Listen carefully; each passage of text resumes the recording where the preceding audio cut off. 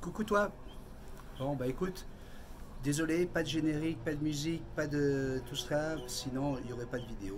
Parce que voilà, je suis débordé.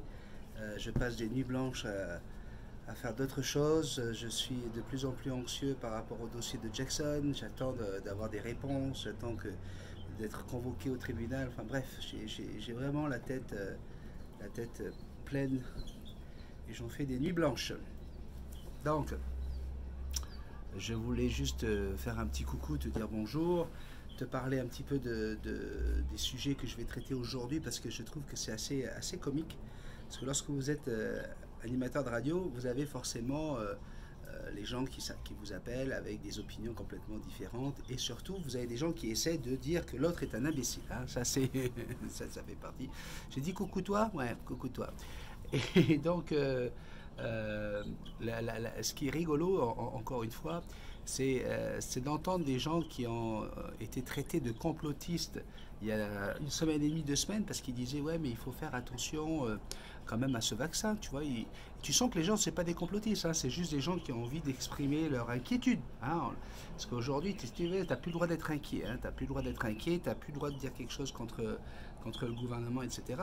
Donc là, on parle plus de dire le Covid, c'est pas vrai. On ne parle plus de dire il faut pas mettre son masque. Non, non, on dit juste il y a un vaccin. Il faudrait qu'on fasse attention quand même parce que ce vaccin-là, c'est une première mondiale. On n'a jamais fait des vaccins comme ça qui vont directement jouer avec l'ADN. On n'a jamais. Enfin bref, tu vois. Et là, tu avais les gens qui appelaient ouais, bande d'imbéciles, faut arrêter un petit peu, les complotistes, vous nous faites rire, il faut arrêter cette attitude. Bref, enfin, tu vois, c'était rigolo.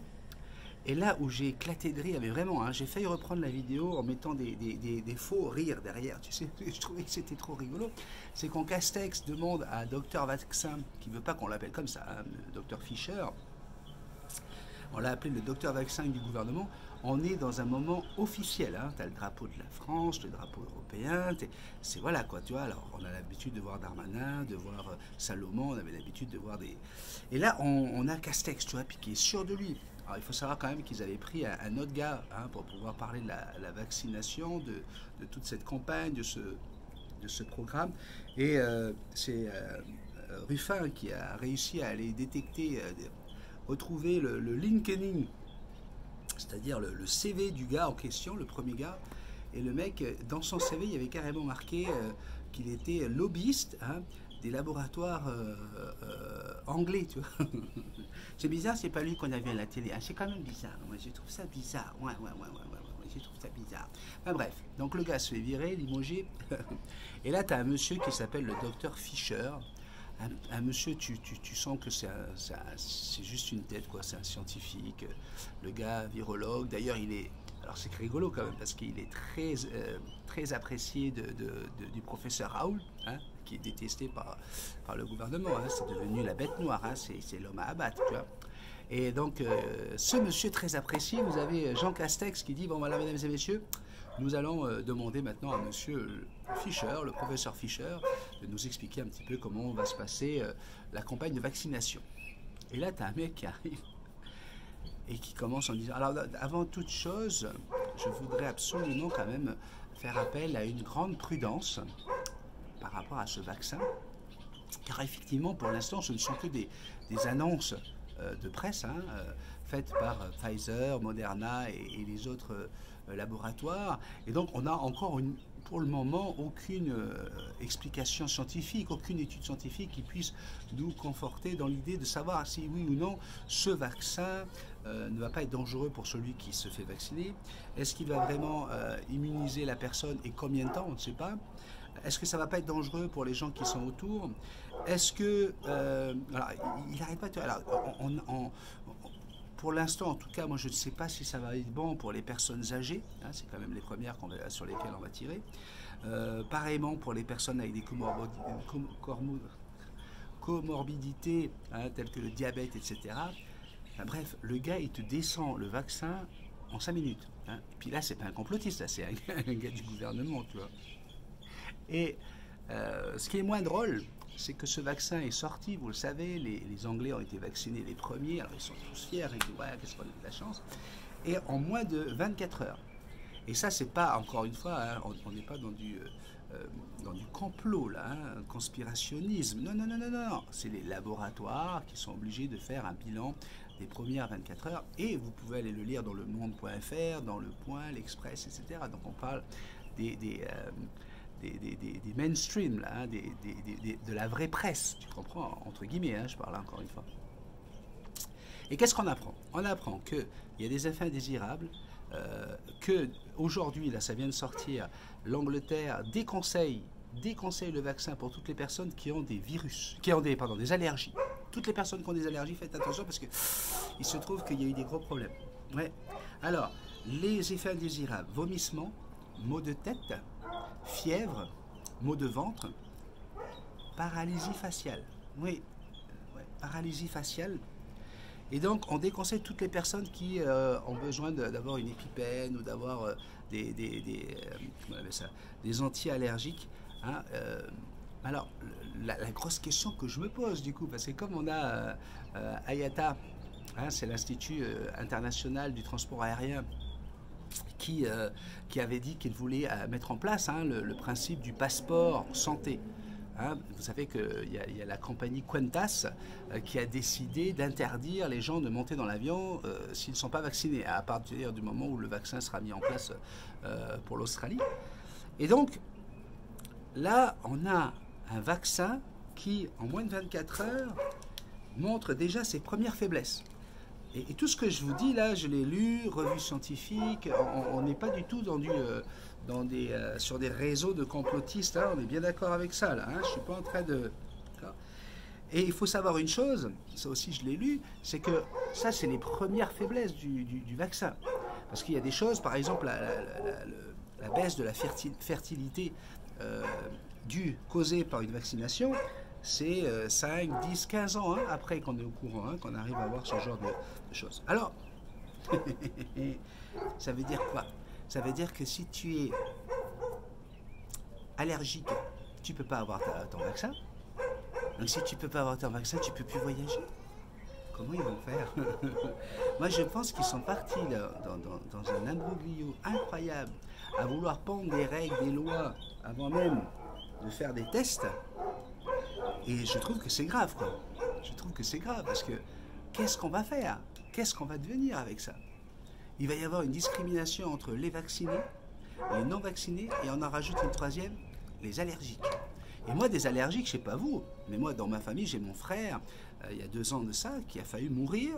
Il a fait un choc analphatique, un truc dans le genre. Le mot est tellement compliqué que tu tombes dans le coma rien que d'y penser. Et mon frère a fait un coma, réanimation, il était en train de mourir. Il aurait pu mourir avec la prise d'un cachet, un médicament qu'il avait déjà pris, qu'il avait l'habitude de prendre, mais ce jour-là, ben, ça tombait mal. Son corps n'a pas accepté, bing, il a fait un œdème de quinque et il a fait mourir. Donc, et je connais des familles, quasiment dans toutes les familles que je connais, il y a au moins une personne allergique, quoi. En tout cas au Québec, hein, c'est très courant. Nous, on le voyait quand on organisait des mariages. Tu voyais pendant la préparation de la mise en place de la salle, tu avais le maître d'hôtel qui était là. Alors, table numéro 18, la chaise numéro 2, allergie aux poissons. Table numéro 7, attention, allergie aux fraises. Table numéro 8, mais c'était incroyable, quoi. Tu te rends compte qu'il y a vraiment énormément de personnes qui sont allergiques. Donc, ça veut dire quoi? Est-ce qu'ils vont pouvoir mettre en place leur fameux passeport santé? Est-ce que cette histoire, cette pandémie va réussir à avoir encore le dernier mot? Moi, je vais en parler dans mon émission aujourd'hui. Hein, tu vois. Ce qui est bien avec toi, là, c'est que je m'entraîne. Je me prépare à mon émission. Ouais. Comme ça, je vais aller chercher le mot anaphaltique, ta mère, alpha-nanatique. Tu vois, je vais aller chercher le vrai mot, tu vois, pour pas passer pour un con à la radio. Donc, je m'entraîne avec toi, je te remercie, c'est très gentil. Mais qu'est-ce que tu en penses de ça, tu vois?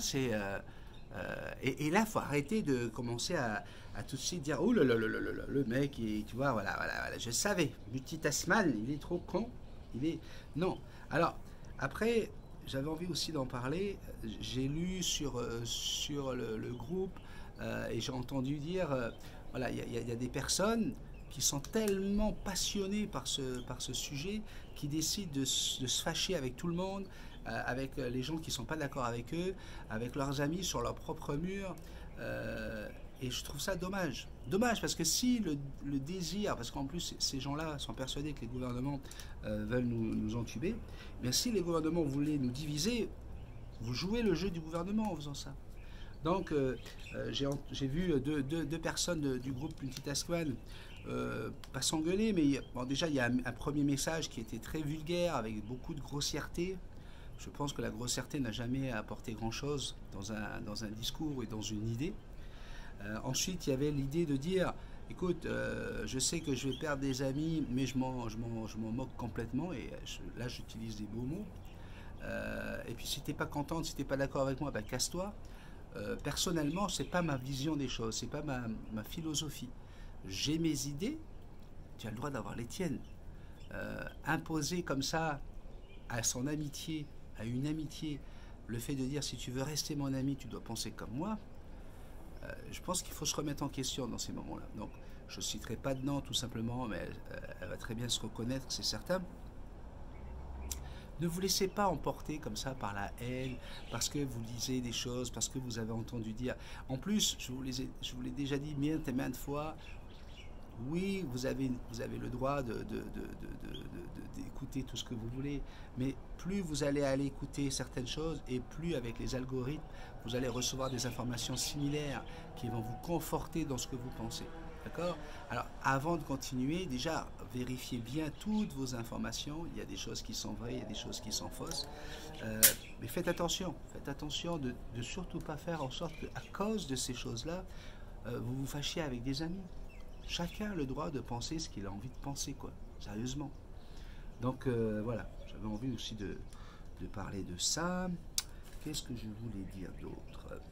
Donc voilà, moi j'aimerais savoir... alors c'est rigolo aussi, hein, lorsqu'on demande aux hommes politiques, hein, on a demandé à Emmanuel Valls par exemple, est-ce que vous allez vous faire vacciner? Alors, tu sais comment c'est un homme politique, il y a deux mots qu'ils ne savent pas dire, c'est oui et non. Ils ont pas ça dans leur vocabulaire, on devrait leur mettre, hein, parce que des fois on leur demande pas de tourner, tu sais, il n'y a pas c'est pas la peine de tortiller du cul pour chier droit, quoi. Tu dis oui, tu dis non. Tiens. Et alors lui il répond. Oui, en tant comme public, on est là pour montrer l'exemple. Alors là, tu dis, oh, putain, le mec, il va se faire vacciner. Oh. Il n'a pas peur. Hein. Et il dit, mais je considère que je ne suis pas prioritaire là-dessus. Je préfère laisser des Français dans les EHPAD, des personnes avec des comorbidités. Je ne voudrais pas paraître comme quelqu'un qui profite de ma situation pour me faire vacciner avant les autres. Et t'as les foins, Valls. Valls a les foins. Castex a répondu la même chose. Hein. Et pourtant, il n'est pas tout jeune, Castex. Ben oui, tu fais partie quand même. Bon, toi, t'as choisi ton EHPAD. Hein, un peu plus luxueux, on y mange un petit peu plus, on a le droit de prendre des bains tous les jours. Mais n'empêche qu'au niveau de l'âge, hein, Castex. Bon, bref, en tout cas, c'était ma façon à moi de commencer la journée. Pour toi, c'est la fin, parce que voilà, ce qui m'intéresse là, c'est que avec cette façon de faire, effectivement, il n'y a pas de générique, il n'y a pas de bonus, il n'y a pas tout ça, mais n'empêche que la vidéo, elle peut sortir tout de suite. J'ai juste appuyé sur télécharger sur YouTube et c'est parti. Hein. Ça me sauve 1h30 de travail, 1h30 minimum pour faire cette vidéo de travail en moins. Donc je sais, c'est moins waouh, c'est moins bing bing, mais c'est comme ça. Ok? Alors je te fais un gros bisou magique. À bientôt.